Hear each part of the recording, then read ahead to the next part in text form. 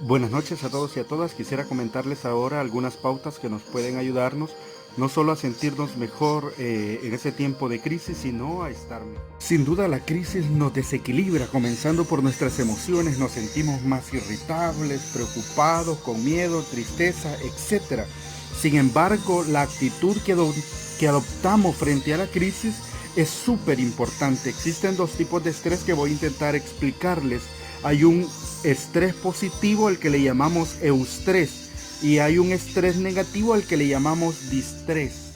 El estrés positivo al que le llamamos eustrés es el necesario para vivir, es decir, que si no tuviésemos ese estrés necesario para vivir, nuestro corazón no enviara la sangre con oxígeno a todo nuestro cuerpo, es la energía que necesitamos para realizar nuestras actividades. Sin embargo, está lo contrario, que es el distrés o estrés negativo, que en este sentido desempeña un papel predominante o contribuye en la predisposición, el comienzo o en el curso de varias enfermedades, que es lo que vamos a tratar en este video precisamente, y que estamos viviendo esta crisis del COVID-19. Por definir qué es lo que entendemos por estrés. El estrés lo podemos definir como aquella condición en la que las demandas de nuestra vida cotidiana exceden nuestras capacidades y por lo tanto nuestros recursos. En otras palabras, digamos que hay una situación en la que el sujeto percibe que ya no puede controlar o ya no puede manejar esta situación.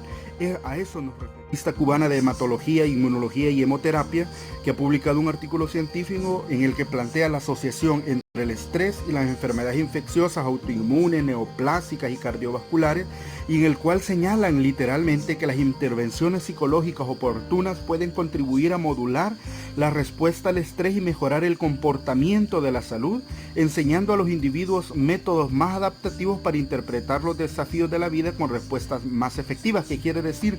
Que la intervención psicológica puede ayudarle a estas personas con COVID-19 a mejorar su respuesta a la enfermedad, disminuyendo el estrés que están experimentando. Los psicólogos somos muy importantes y aún no se ha discutido todo el impacto psicológico producto del pánico por esta enfermedad y todas las consecuencias que vamos a vivir después, en la cual el papel del psicólogo va a jugar un papel muy predominante y sobre todo, como lo dice esta revista, los psicólogos podemos ayudarles a los individuos con métodos más adaptativos para que enfrenten la enfermedad con una actitud. Ya les voy a explicar con una actitud. La actitud que adoptemos frente a esta enfermedad es determinante. Si es una actitud pesimista, derrotista, impacta tremendamente porque nos provocamos un estrés innecesario. Puede parecer malo de mi parte, pero no tiene nada de bueno preocuparnos más allá de lo necesario.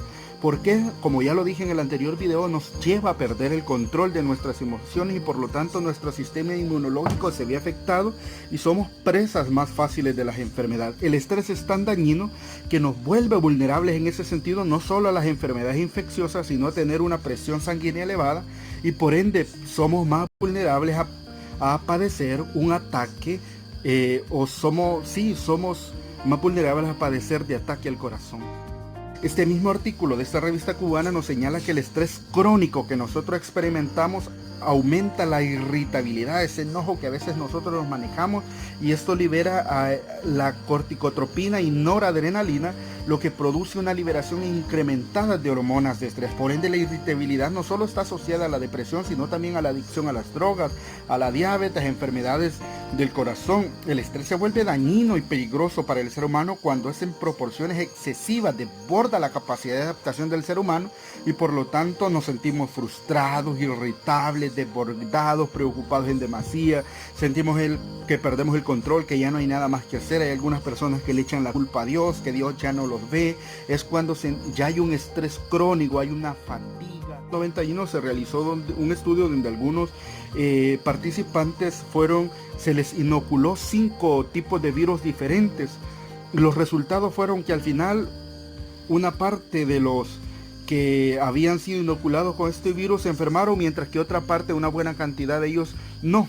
¿Y qué pasó? Los que al final habían resultado con catarro común, había sido por el nivel de estrés que ellos habían experimentado. Así que ahora el solo hecho de conocer nosotros que podemos padecer este COVID-19 puede producirnos pánico. De hecho nos ha producido pánico y un estrés disfuncional o distrés, y esto conlleva a probablemente, ¿no?, a producir un estado de inmunodepresión. ¿Qué quiere decir? Que nuestras defensas bajan, y eso incrementa el grado de vulnerabilidad a la acción del virus y favorece por ende la enfermedad. Por lo tanto, comenzando por nuestros pensamientos, nosotros tenemos que cuidar lo que pensamos, esos pensamientos intrusivos que a veces incluso no nos dejan ni dormir. Lo que nosotros estamos pensando frente a la enfermedad es súper importante, porque eso nos puede hacer mucho más vulnerables y por lo tanto no recuperarnos de esta enfermedad. El sujeto se tensa por un estímulo, por una situación, en este caso el COVID-19, dentro de su organismo se presenta una reacción fisiológica que se divide en 3 etapas: la alarma, la adaptación o resistencia y el agotamiento. Fíjense que cuando está la alarma se estimula una parte de nuestro cerebro que se llama hipotálamo, y este hipotálamo controla a su vez el sistema nervioso autónomo. Y dentro de este sistema nervioso autónomo hay 2 troncos nerviosos distintos, el simpático y el parasimpático. Pues el sistema nervioso simpático permite actuar ante algunas situaciones de peligro y nos prepara para defendernos o para huir, prepara al organismo para esto. Entonces, en esta etapa de alarma, el sistema emplea todas sus defensas para protegerse de esa eventualidad. Entonces, se alteran dentro del ser humano algunas funciones. Por ejemplo, se altera el ritmo cardíaco, puede presentarse como bradicardia, que es una disminución, o una taquicardia, a un aumento o arritmia. También hay una afectación del sistema inmunitario, como yo ya lo dije anteriormente, que se afecta, las defensas bajan, un debilitamiento muscular, hay una disminución de la temperatura, hay una baja presión sanguínea, aumento de las hormonas corticoides, hay la liberación de catecolaminas, endorfinas y epinefrina. Entonces, en esta etapa todo nuestro sistema se prepara para responder. Después pasamos a la siguiente etapa, que es de adaptación o resistencia. Cuando la amenaza o el peligro desaparece, entra en función entonces el sistema nervioso parasimpático, que se encarga de relajar al organismo. Pero mientras esto sucede, el cuerpo, como ya se dispuso a defenderse o a coexistir con el evento estresante, que en este caso es el COVID-19, hace que todas las funciones del organismo estén como alertas y se desvíen para atender y solucionar esta contingencia. Como durante esta etapa el sistema inmunitario se altera, es más fácil contraer enfermedades. Si el factor estresante continúa, entonces vamos a pasar a la tercera etapa del estrés. Y la tercera etapa del estrés es el agotamiento. Si la situación estresante o de peligro tiende a continuar por largos periodos, el sistema nervioso parasimpático nunca tiene la posibilidad de actuar para que el organismo se recupere. Entonces se agotan todos sus recursos y aparecen síntomas nuevos. El curso normal de estas enfermedades ya existentes se altera, y si esta situación continúa permanentemente puede provocar la muerte. ¿Qué quiero decir con esto? Que en algunas situaciones las personas probablemente no mueran ni por el COVID-19, sino por su actitud, porque entonces provocan una inmunodepresión. Como ya les decía, las defensas se bajan, y entonces como las defensas se bajan, lo que provoca es que se vuelvan más vulnerables y que nuestro sistema inmunológico no tenga la mejor respuesta frente a esto. Pensamos, como ya les he dicho en otros videos, es súper importante. Si nosotros estamos pensando que nos vamos a morir, que no vamos a poder hacer nada, no, la actitud que nosotros tomamos frente a la enfermedad. Miren, yo les voy a enseñar ahorita una técnica que se llama de autoinstrucción. Desde que usted se levanta, usted se puede autoinstruir cómo va a actuar, cómo va a ser su día, esas energías positivas que nosotros podemos tener. Pero si desde que nos levantamos nosotros nos autoinstruimos negativamente, que va a ser un mal día, que no vamos a poder hacer nada bueno, todas aquellas personas que a veces se dicen que son unos tontos, que no sirven para nada, etcétera, esa es una autoinstrucción negativa. Pero cuando nosotros nos decimos cosas positivas, en que podemos, en que lo vamos a lograr, en que vamos a salir adelante, y hacemos incluso el uso de nuestros recursos, por ejemplo de nuestra fe, nosotros vamos a salir adelante, porque vamos a estar aplazando todo ese estrés negativo que nosotros tenemos. Pero si nosotros le damos rienda suelta, entonces nos vamos a provocar un distrés un estrés negativo y por lo tanto la enfermedad se va a aprovechar de nosotros, al contrario. Por eso es que es importante también que hayan otras actividades de autocuido, por ejemplo, que hayan juegos en familia, que hayan momentos para divertirse, para relajarse, para ver una película en familia, para preparar alguna comida especial que a nosotros nos guste en la familia. Eso es súper importante, esos espacios nos van a ir alimentando y un poco dejar de ver tanta noticia negativa, porque al final nos genera un impacto negativo y lo que produce al final es que nosotros nos volvamos más predispuestos a esta enfermedad.